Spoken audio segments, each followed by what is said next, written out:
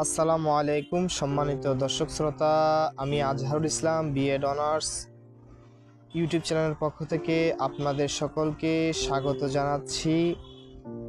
প্রতিবারের মতোই এবারও নতুন একটি বিষয় নিয়ে আপনাদের সাথে কথা বলবো।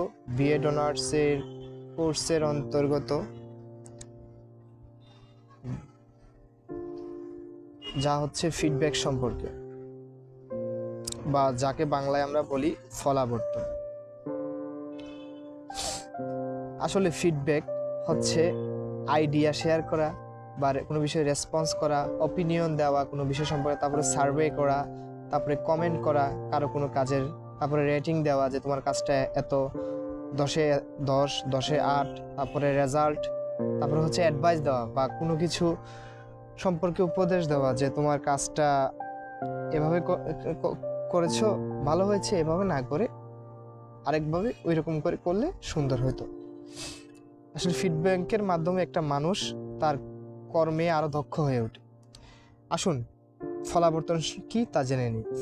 ফলাবর্তন হলো ফল যুগ আবর্তন। ফল অর্থ পাঠদানের শেষে মূল্যায়ন, আর আবর্তন অর্থ হলো পুনরায় ফিরে আসা। সুতরাং ফলাবর্তন হলো মূল্যায়নকে পুনরায় সামনে আনা।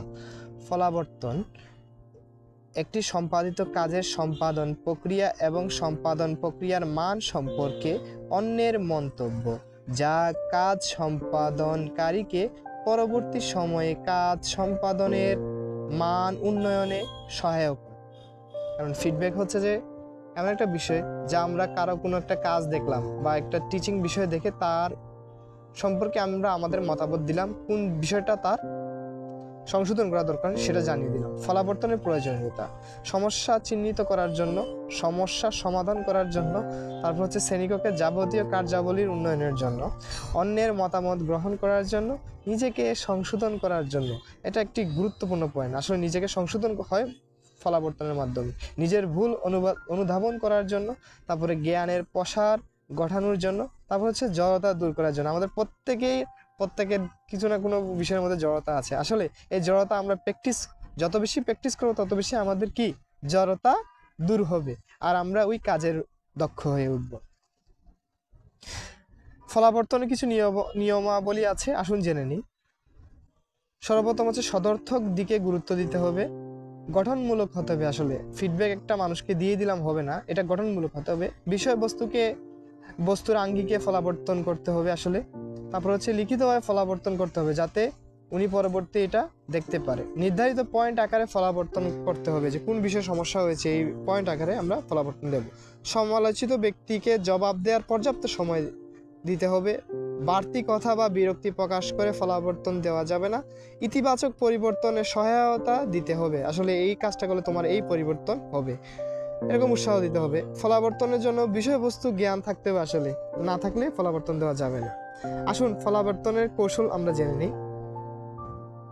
ফলাবর্তনের শুরুতে শিক্ষার্থীদের ভুল দিকগুলো নিয়ে আলোচনা করা বা ফলাবর্তন দেয়া উচিত না, এটি পরিহার করতে হবে।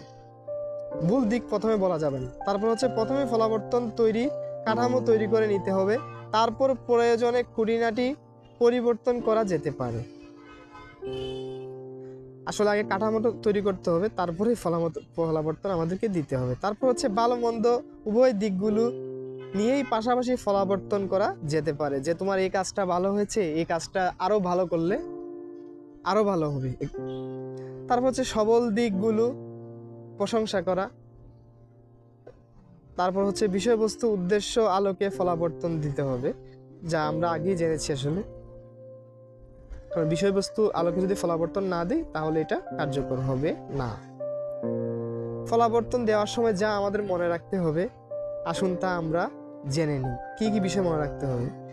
খুব বেশি ক্রিটিক্যাল না হওয়া। আসলে ফলাবর্তনের সময় আমরা খুব বেশি ক্রিটিক্যাল হব না, সহজভাবে কি করব, ফলাবর্তন দিব, যাতে ব্যক্তি বুঝতে পারে। খুব বেশি নম্র না হওয়া, তাৎক্ষণিক না হওয়া, আস্তে ধীরে সুষ্ঠে আমরা ফলাবর্তন দিব। খুব বেশি বিলম্ব না করা। আসলে কাজটা যখন সম্পাদন হয়েছে তার অধিকাংশ সময় যদি আমরা বিলম্ব করি তাহলে তার ফলাবর্তনটা সুন্দর হবে না। খুব বেশি অল্প না হওয়া, গঠনমূলক সমালোচনা করতে হবে, সুন্দরভাবে করতে হবে। যাতে সে তার দুর্বল দিকগুলো শক্ত করতে পারে। স্ববিরোধী না হওয়া, আমি মানুষকে একটা কাজ বললাম তুমি করো, এটা আমি নিজেই করলাম না, এমন যেন না হয়। যা পালনযোগ্য এমন ফিডব্যাক দেওয়া। তারপর হচ্ছে সুনির্দিষ্ট হওয়া, আসলে কোন বিষয়ে ফলাবর্তন দিচ্ছি এটা নির্দিষ্ট করতে হবে। তারপরে কাল্পনিক না হওয়া, বাস্তবিক হতে হবে। ফলাবর্তন যে আমি দিব এটা যেন বাস্তবিক হয়, কাল্পনিক যেন ফলাবর্তন না হয়, এদিকে আমরা খেয়াল করব। তারপরে আগাম কিছু না বলা, আসলে কোনো একটা ব্যক্তিকে কাজ সম্পাদনের পরেই ফলাবর্তন দিতে হবে। তারপরে প্রক্রিয়া সম্পর্কে বলা। এখন ফিডব্যাক গ্রহণ করার বিবেচ্য বিষয় নিয়ে আমরা জানবো, আসুন জেনে নিই। সক্রিয়ভাবে শ্রবণ করা, ফিডব্যাককে স্বাগত জানানো। তারপর হচ্ছে আত্মপক্ষ সম্পর্ক সমর্থন করে কোনো বিতর্কে না জড়ানো। যুক্তি দেখিয়ে ফিডব্যাককে খণ্ডন চেষ্টা না করা। তারপর উদার মনের হয়ে ফিডব্যাক গ্রহণ করা, আসলে আমাদের উদার মনের হতে হবে ফিডব্যাক গ্রহণ করার ক্ষেত্রে। আমরা আসলে উদার তো না, কম উদার। মনে রাখতে হবে যে আপনার সম্পর্কে যে যা বলছে তা সঠিক, কারণ অন্যের চোখে আপনি এমনই একজন।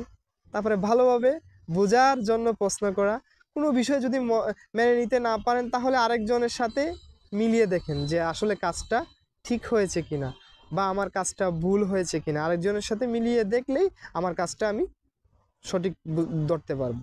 প্রদত্ত ফিডব্যাককে নিজের উন্নয়নের জন্য কতটুকু কাজ করতে পারে তা মিলিয়ে দেখা। সময় দর্শক শ্রোতা, এতক্ষণ আমাদের সাথে থাকার জন্য সকলকে ধন্যবাদ।